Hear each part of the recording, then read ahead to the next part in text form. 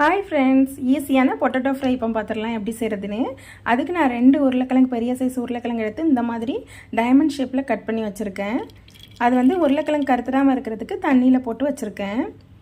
இப்போ ஒரு அடுப்பில் கடாய் வச்சுட்டு கடாய் காஞ்சதும் 2 டேபிள் ஸ்பூன் நல்லெண்ணெய் விட்டுக்கலாம்.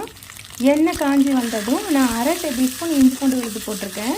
ஒரு எனக்கு கருவேப்பிலை போட்டிருக்கேன். அதையும் போட்டு நல்லா பொரிஞ்சு வந்ததுக்கப்புறமா 1 டேபிள் ஸ்பூன் மிளகாய்த்தூள் போட்டுக்கோங்க.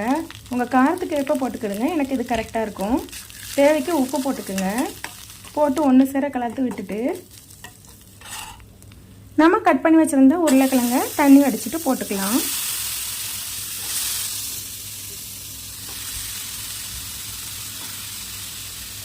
இந்த மாதிரி போட்டு ஒன்று சேர கலந்துக்குங்க.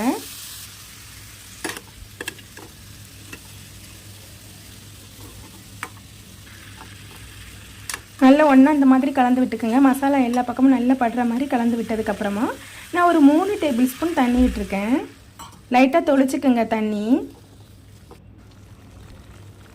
இந்த மாதிரி தண்ணி லைட்டாக ஒரு கொதி வந்ததும் நம்ம அடுப்பானல நல்லா சிம்மில் வச்சுக்கலாம். அடி பிடிக்காமல் இருக்கிறதுக்கு சிம்மில் வச்சுட்டு நம்ம மூடி போட்டு ஒரு 5 நிமிஷம் வேக வச்சுக்கலாம். இடையிடையே ஒரு 2 டைம் எடுத்து கிளறி விட்டுக்குங்க. அப்போ தான் அடி பிடிக்காது. இந்த மாதிரி 5 நிமிஷம் கழித்து ஓப்பன் பண்ணி பார்த்தோன்னா சூப்பராக பொட்டேட்டோ ஃப்ரை ரெடியாக இருக்கும். நம்மளுக்கு உருளைக்கிழங்கு பிடிக்காதவங்க யாருமே இல்லை. இந்த மாதிரி நீங்கள் ஒரு டைம் ட்ரை பண்ணி பாருங்கள்.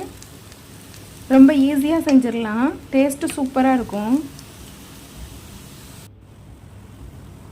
எல்லாருக்கும் ரொம்ப பிடிக்கும். உங்கள் வீட்லேயும் நீங்கள் செஞ்சு பாருங்கள். வீடியோ பிடிச்சிருந்தா லைக் பண்ணுங்கள், ஷேர் பண்ணுங்கள், கமெண்ட் பண்ணுங்கள், சப்ஸ்கிரைப் பண்ண மறந்துடாதீங்க. Thank you friends. Bye bye.